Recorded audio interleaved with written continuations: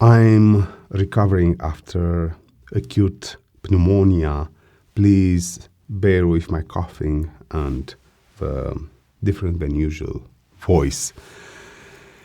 A while back, a viewer to the channel asked me, if possible, to speak about what to do to stay safe when going with a child weighing less than 40 kilograms and climbing Via Ferrata. Well, I thought about it for quite a long by now, and I decided to not do it, to not speak, because practically the request was for me to advise on how to break the rule of safety on Via Ferrata, like one of the fundamental rules. I decided not to do it. Why? Because a shock absorber of a Via Ferrata set will only deploy in case you fall if your weight is 40 kilograms or less than 120 kilograms, including the basic safety equipment, clothing and shoes, and any other gear you might have on you. This is a fundamental rule that you cannot break. If you break it, then, well, it means you are not going safe up there. You are exposing yourself willingly. If, for example, your total weight on the Via Ferrata set is 130 kilograms, expect the unexpected, and it can be very bad. It can be terminal. If you are less than 40 kilograms and you fall, then for sure the shock absorber of a Via Ferrata set will not deploy. This is one of the basic fundamental rules of safety on Via Ferrata. Hence, I decided to actually not do it, not to record a tutorial on how to go up there, knowing that you are actually exposed to risk. Then I got sick with pneumonia, and while trying to cope with the pain, while watching around on internet, I've seen many Via Ferrata clips with parents taking their offsprings, their children, very young children, 6, 7, maybe 8 years old, definitely weighing less than 40 kilograms, taking them on the Via Ferrata. And what shocked me was, leaving aside the shock absorber, at least they had the Via Ferrata set on them, which was good. But what shocked me was to see that these kids were somehow left alone by their parents. Some parents were tagging along from behind and always paying attention, but others, they were leaving the kids behind or way ahead, without staying connected to the kids with a belay kit. And this is very dangerous, because no matter how well you describe the rules, the safety rules to a child, they eventually lose focus. And making mistakes, I make mistakes many times. Imagine a child. The probability of a child to make a mistake on Via Ferrata is huge. I'm repeating myself. If the weight of a child is below 40 kilograms, in case of a fall, the shock absorber of a Via Ferrata set will not deploy, which means that fall, it is static. Here's my advice. When you choose to go with a child on a Via Ferrata,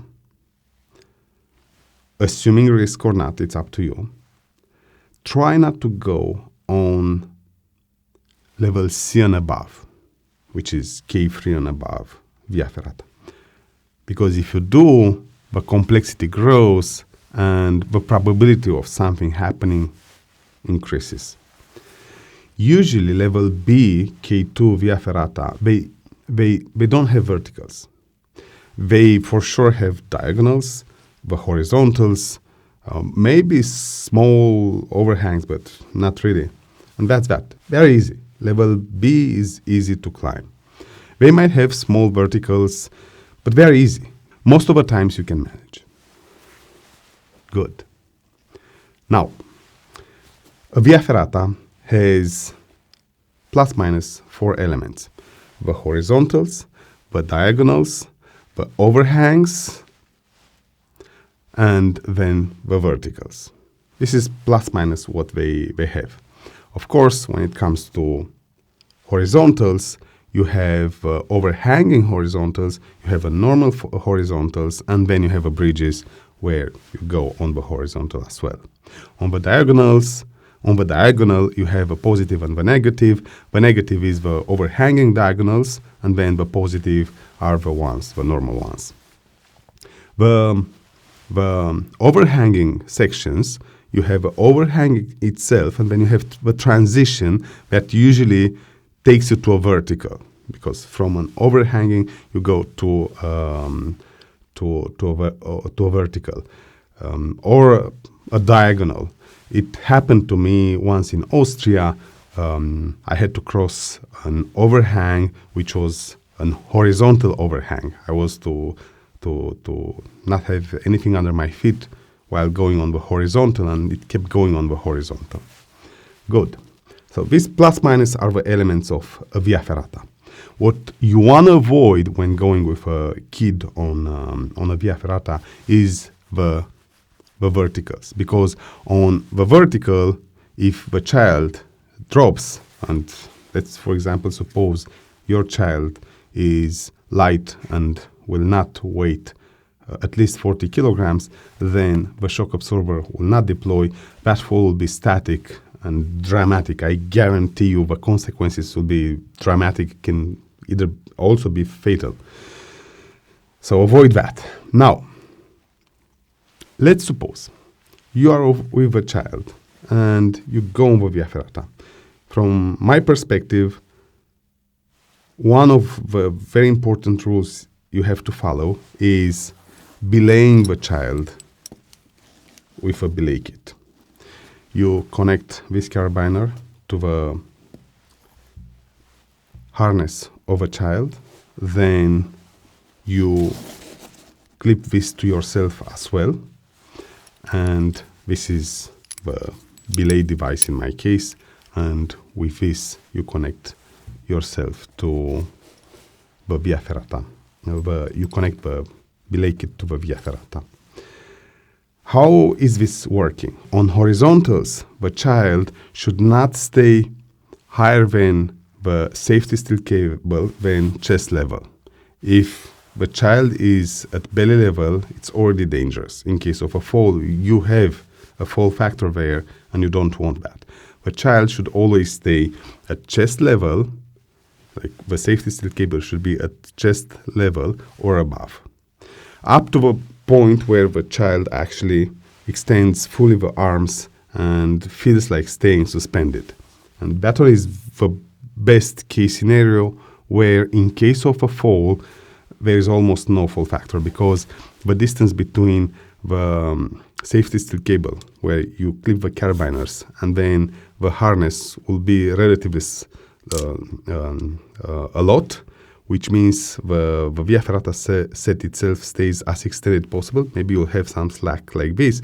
In case the child releases and drops, is not that much fall factor. Even if you are on a horizontal, my advice is to keep staying connected to the child through the belay kit, no matter what. Because if there will be a human error committed by the child, then you have the third arm that will catch the child, and you avoid fatal falls. On diagonals, if you go on a negative diagonal and the child is now overhanging, definitely you have to help the child with a belay kit. What you'll do is, again, the child is connected from this side, you connect yourself on top of a diagonal segment, and you keep assisting. You leave no slack between you and the child. And in general, the rule is to not have too much distance between you and the child, and as little slack possible. If the child releases because maybe she or he gets tired, they will fall, obviously. The Via Ferrata set will try to extend. If you break the rule and the child weighs less than 40 kilograms, the shock absorber will not deploy. But again, because the child is already overhanging, there is not that much fall. And in normal circumstances, the Via Ferrata set, the shock absorber of a Via Ferrata set will not deploy even for us adults. The child will drop, and the moment the child drops, the next tendency for the child and the Via Ferrata set will be to slide down on that diagonal. By having the child clipped to the belay kit, what happens is you'll break, and now the child drops, and when the child tries to go down, it will be stopped by the belay kit. For verticals, if a child falls, you'll break immediately, and there is no fall at all, and that's that. So, to summarize this, don't break the rules. But if you see a parent breaking the rules and taking a child that weighs less than 40 kilograms, then tell them what I'm telling you. First of all, to make sure they have the child secured with a harness and then a Via Ferrata set and the helmet, of course, then to have with them and connect themselves to the child through a belay kit. When they go through horizontals, the child should always try to stay with a safety steel cable at head level, no lower than chest level. Why? Because in case of a fall, then there is not that much slack, and the fall factor is not that much. It will be some pain, and some shock, but not that much.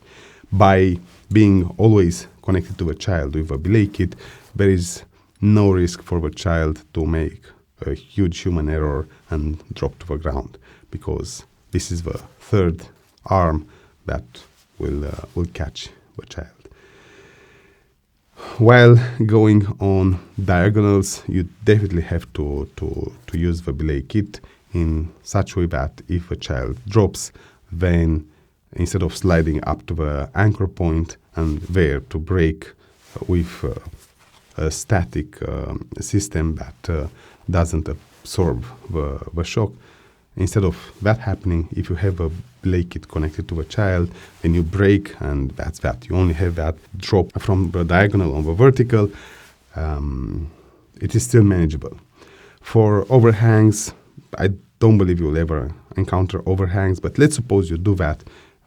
I suggest that you clip the belay plate above, and you stay below and control from there to be able to see.